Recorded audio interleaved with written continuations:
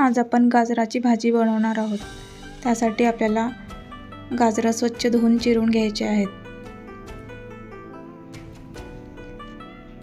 हे इथे माझे गाजर चिरून झालेले आहेत। त्यानंतर कढईमध्ये तेल टाकून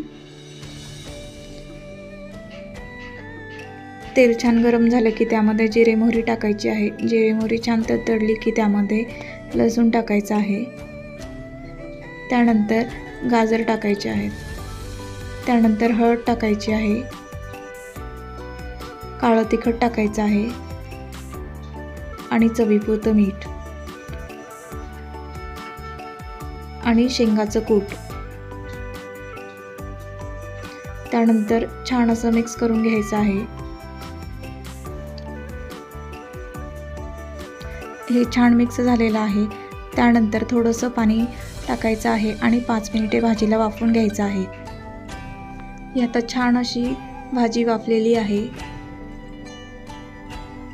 ही झाली गाजराची भाजी तयार। आता यावरती आपण थोडीशी हिरवी कोथिंबीर टाकणार आहोत।